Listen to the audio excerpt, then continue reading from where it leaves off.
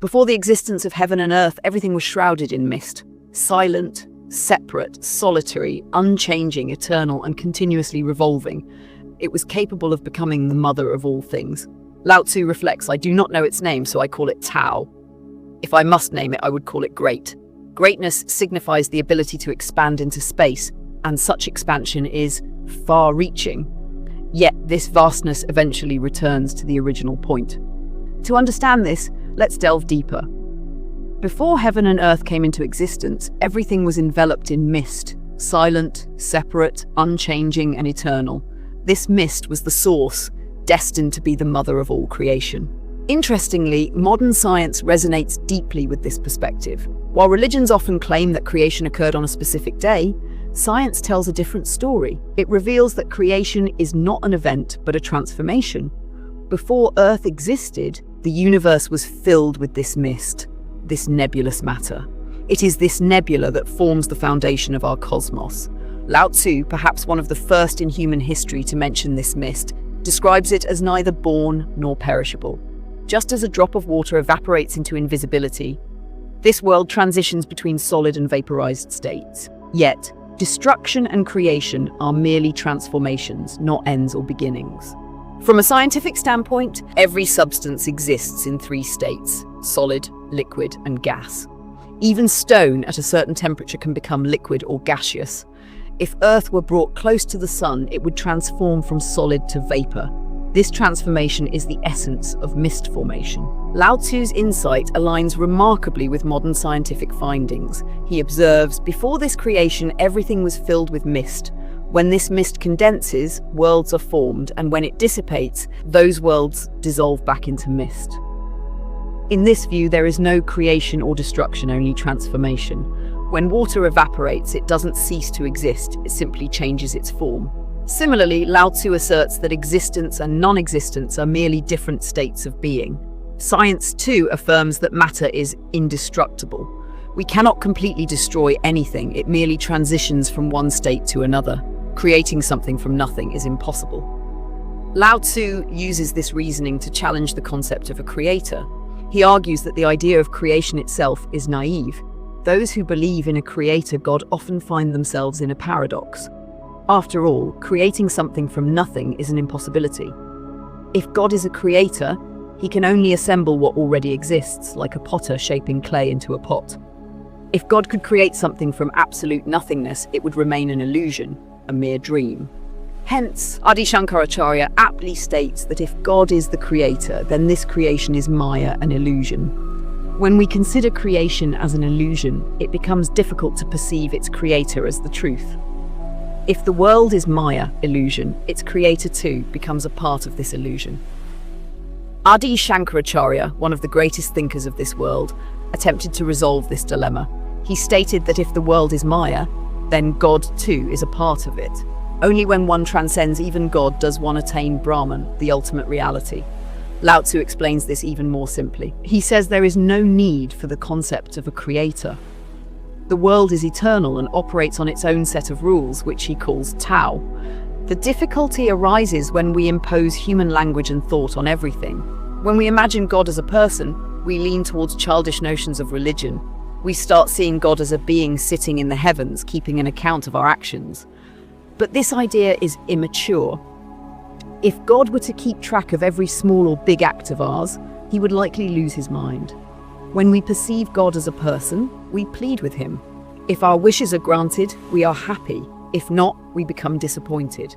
Our faith often hinges on such conditions. A man, for instance, might give God a deadline, saying, "If my mother recovers in 3 days, I will become a devoted follower forever." This behavior is childlike, assuming that God cares about our threats or flattery. Lao Tzu goes beyond this. He introduces the concept of a mature religion where God is not a person but a set of laws. These laws do not change. If you act according to them, things will go well. If you violate them, you face consequences. It is crucial to understand that when God is perceived as a person, we try to manipulate him. Our prayers, rituals, and worship often aim to influence God and alter his plans. But if God is a law, he cannot be changed. Lao Tzu's philosophy emphasizes that conduct is more important than prayer. If you follow the rules, life will naturally stay in balance. Tao teaches us that the universe is eternal and governed by these unchanging laws. Remember, there is no way to change God, and if God could be changed, there would be no reason to trust him. The moment we understand that God is a law, everything shifts. We realize that the only thing we can change is ourselves. If God is a law, he neither forgives nor shows favoritism. The law is impersonal. No matter how much we pray, nothing will change. Only actions yield results. If we go against the law, we experience suffering. Ignoring the law and relying solely on rituals or fasting will not alter the outcome. The key message is clear. Align yourself with the eternal laws of existence and balance will follow.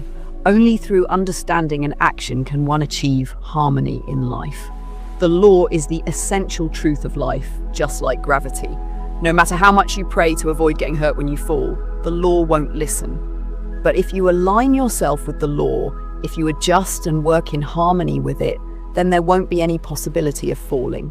When we align ourselves with the law, life becomes joyous. But when we go against it, life turns into suffering. And when we become one with the law, life turns into liberation, or moksha. Science teaches us the same principle. Success lies in understanding the laws of nature and working with them. Science hasn't conquered nature, rather it has learned to understand its language and follow its rules. Religion is the same, understanding the ultimate law and living in accordance with it. The sages of the Upanishads refer to it as Rit, and Lao Tzu calls it Tao. When you're in pain, don't blame anyone, neither God, nor others, nor yourself. Pain is simply a signal that you are acting against the law. In Hindu thought, this is not called sin, but ignorance, agyan. Sin carries the notion of guilt, but ignorance merely points out that you are unknowingly doing wrong. Like a child who innocently puts his hand in fire, he is not a sinner, but the fire will burn him. This is the pain of ignorance. So whenever you experience pain, understand that you have strayed from the law. And when you experience joy, don't think of it as the result of God's grace or your good deeds. It is simply a sign that you are unknowingly aligning with the law. But here's an interesting phenomenon. Once you realize you are in joy, suffering begins. Why? Because as soon as you try to hold on to joy, you begin to move away from the law. Joy follows the law, but attempting to hold on to it goes against it. We start thinking, I am so lucky, or I found this happiness, it will stay with me forever. This thought redirects our journey in the wrong direction. The true experience of joy is a sign of being closer to the law. But if that realization turns into pride, confusion, or ego, problems start to emerge. Getting closer to the law means understanding the laws of creation and aligning with them. When we are in tune with the law, we experience joy. But even this proximity is still a form of distance. True bliss doesn't occur until we become one with the law. Until then, the joy we experience eventually turns into suffering. So the key is not to hold on to joy or pain, but to understand the deeper rhythm of the universe and live in harmony with its eternal rules. Only then can we experience the true essence of life, freedom, balance, and peace. When we first experience happiness, it feels fresh, like a surge of new energy that touches us deeply. But gradually, as we get accustomed to this happiness, the experience starts to feel faded. This happens because happiness is also a sign of distance. Only bliss is without distance. Bliss is the result of becoming one with the law. In Lao Tzu's view, before anything manifested, silence was the fundamental state. Words, which are solid, first become liquid, then air. Words spoken in love turn into liquid, and in the state of silence, words become vaporous. This state of silence is the origin of creation. Lao Tzu says that this silence, this mist, was worthy of becoming the mother of creation. Here, God is not seen as a father, but as a mother. The father's role in creating a child is limited. The father only initiates, then steps back. But the mother's presence is embedded in every part of the child's being. The bond between mother and child is profound. The child is made of the mother's blood, flesh, and dreams. Life is impossible without the mother. This is why anyone who delves deeply into existence has seen God as the mother. Lao Tzu says it was worthy of becoming the mother. These aren't just words, they are symbols of deep understanding and reflection. Lao Tzu was very economical with his words. He spoke only what was necessary. Every word he spoke carried deep meaning. When he says worthy of becoming the mother, he means that creation and its expression are not separate. God is not far away. God is within you. Just as the mother's presence is in your body, your bones and your blood, so too is this ultimate law embedded in every fiber of your being. God is not standing far away like a father. When Lao Tzu says, "I do not know its name," it is not simply about the difficulty of expression. He is not saying that a name cannot be given. He is acknowledging that existence itself is nameless. It can only be experienced in silence. Let's take the example of Bodhidharma. When he arrived in China, the emperor welcomed him and asked, "I've built so many temples and monasteries. What is the merit of this?" Bodhidharma replied, "Nothing." The emperor was astonished. He then asked, "What is Dharma?" Bodhidharma answered, "Dharma is not something to be understood by asking. It can only be lived." Finally, the emperor asked, "Who are you?" Bodhidharma replied, "I don't know." This response was shocking, but it is the truth. Until a person admits they don't know, true knowledge cannot be attained. The perspective of Lao Tzu and Bodhidharma reveals a profound truth. To know the divine, we don't need to look outward. We need to look inward. God is not a father standing far away. God is a mother giving birth to us from within. That's why Lao Tzu says, "Experience the nameless in silence." This is the true Dharma. Lao Tzu says, "I do not know its name, and I call it Tao." This name is not its true name, it is merely a convention.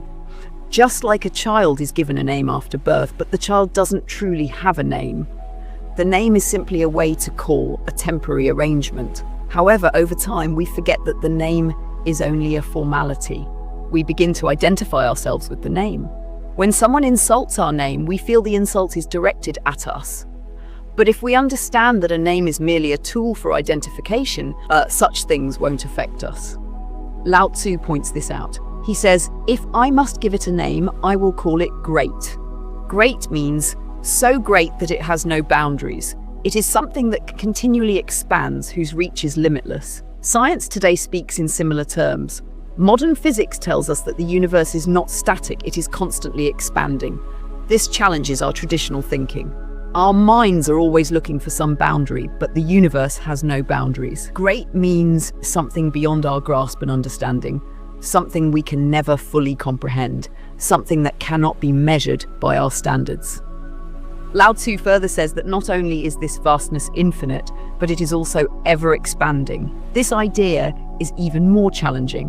When Einstein said that the universe is expanding, the question arose, expanding into what? The answer given was that space itself is expanding. Today, science is slowly coming closer to spirituality. The concepts of physics are increasingly aligning with Lao Tzu's teachings. Lao Tzu's Tao symbolizes the infinite and the boundless. Western scientists are now showing curiosity about the Tao. A book titled The Tao of Science discusses the similarities between science and the Tao. But Lao Tzu doesn't stop there. He says, "The potential for expansion in space is so vast that it stretches to infinity, and this expansiveness is also a return to the origin. The further you go, the closer you come." This journey is circular. Einstein also said that the universe is spherical. No matter how far you go, in the end, you'll return to where you started. It's like a person walking in a straight line on Earth. They will eventually turn and find themselves back home. Similarly, the expansion of the universe is like this. It stretches outward, but ultimately returns to its origin. Lao Tzu's philosophy is deeply connected to our lives as well. All movements of life are circular. A child is born, starting the journey of life. The child moves toward death, but death is also the beginning of a new birth. This cycle is eternal. Lao Tzu says, "He who tries to move away from himself will eventually return to his own self." This is why someone who is lost in the world can eventually turn towards spirituality. A person who is drowned in sin can suddenly become a saint. Valmiki transformed from a robber into a sage. Angulimala, once a murderer, became a pure Brahmin under the guidance of Buddha. Lao Tzu once said, "Stubborn people often get there. The person who stays firm on their path will reach their goal one day, no matter how long it takes." To understand this, let me tell you a story. A seeker was practicing meditation under his guru's guidance. Months passed, but the seeker remained completely steady in his practice. One day, the guru noticed the seeker sitting in the Buddha posture, eyes closed, completely motionless, like a stone. The guru picked up a brick from them, began rubbing it on a stone. The sound of the brick grinding against the stone started disturbing the seeker's meditation. Finally, the seeker opened his eyes and saw his guru rubbing the brick. He was astonished and asked, "What are you doing?" The guru replied, "I'm rubbing this brick to turn it into a mirror." The seeker laughed and said, "If you keep rubbing it, it will indeed become a mirror." Then he closed his eyes and resumed his meditation. The seeker continued without interruption, and after some time, he had a profound realization. The guru then said, "I thought you would ask me, what are you doing? How can rubbing a brick turn it into a mirror?" I would have explained that no matter how much you rub the mind, it cannot become meditation. But you didn't ask that question. You kept meditating. Now tell me, what happened in your mind? The seeker replied, "I realized that if someone keeps trying, even a brick can become a mirror. I just kept rubbing, kept going, and didn't stop." The guru smiled and said, "Exactly. If someone remains steadfast in their practice, barriers break. A brick can indeed turn into a mirror, and a person walking towards hell, if they keep striving, can reach heaven. The one moving towards the world can one day stand at the gates of nirvana." Zen monks say there is no real difference between the world and nirvana. Those who stop midway get stuck in the world, but those who keep moving forward eventually reach nirvana. I hope you enjoyed this video. To understand more of Lao Tzu's profound teachings, be sure to check out our playlist.